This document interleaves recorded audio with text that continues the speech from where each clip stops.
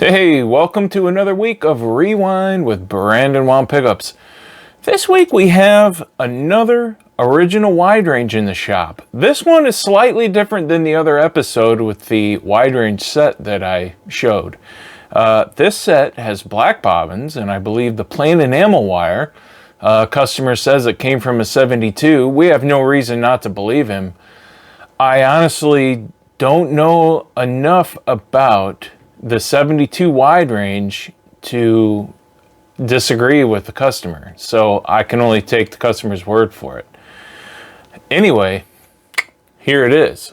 So that's a 1972 Fender wide range pickup. I already have the cover ready to pop off here, and we'll do that. Check that out. So it's got black bobbins. It's got white tape on it, and if you carefully remove the white or gray rubbery tape, whatever you want to call that, if you look real close, it also has black tape as well, and usually you see yellow tape. But Zach and I both agree that this is an untouched pickup, so it's never been messed with. Yeah, that's really different. And also, one more characteristic that makes this pickup different than all the other Fender wide range are the corners. The corners are nice and curvy, and it also has this mark right here. A marker mark, like how the winders or assembly people would put their initials on the pickup somewhere. That has a number 8 on it. Other than that, I mean, the bottom line is this pickup is not working. We're going to get it working.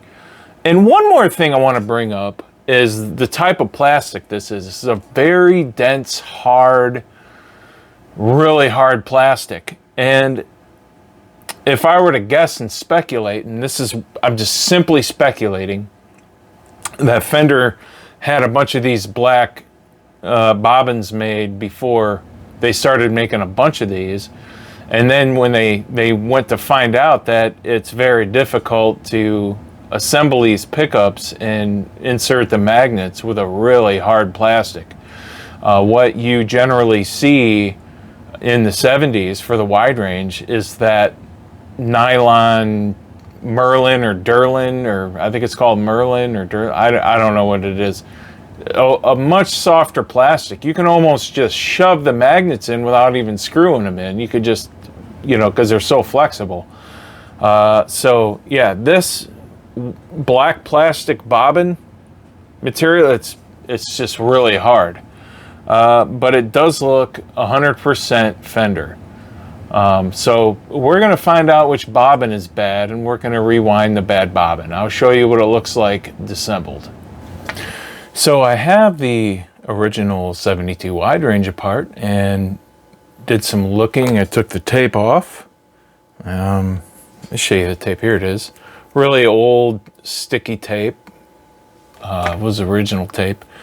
And yeah, I basically went to the finish tab, which is right here on this bobbin, and I pulled the tab out after heating it off, and I found that the finish lead, the finish coil wire, was somehow not attached. So I took one little winding off, wrapped it around the post once it was reinserted into the bobbin, and heated it up, and boom, this original coil works. So we don't have to rewind this coil. We still do charge a fee, just a basic bench fee and a repair fee, of course, but it's nice we don't have to rewind the whole thing. It's going to have the original windings, 100% original Fender wide range pickup, and it's really super cool because it's the rare black bobbin with the plain enamel. So we're going to put this thing together. I'll show you what it looks like once it's together again, and that'll wrap up the show. All right, we are back. We got the bobbin successfully installed back onto the pickup, and it's all together, ready to go back to the customer. Nice and shiny. It's just as good and as loud as it was the day it came out of the Fender factory in a guitar. These are really interesting pickups. You have the original Kunify that people are bonkers for.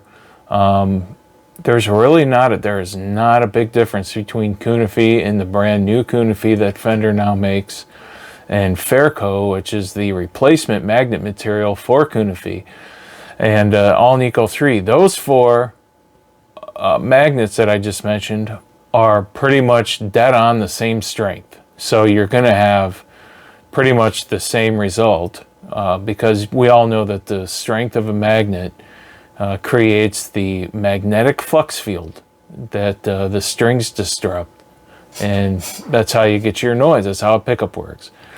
So anyway, no more about that weird stuff. Thank you for watching another episode of Rewind Time with Brandonwound Pickups. Be sure to watch Zach Oswald's YouTube page. He's got lots of Brandonwound demos, pickup demos. He's got Guitar of the Week. He's got the great string debate with Buford. Please check that out. Also listen to the Guitar Knobs podcast. You got me on there, and Tony Bloney and Todd hosts the show, and we interview all sorts of different builders, a lot of pedal people. We've got a few guitar builders, amp builders. Anyway, it's a great podcast. We'd love to have you listen to that and even email us your thoughts. Anyway, thank you very much for watching, and we'll see you on the next episode.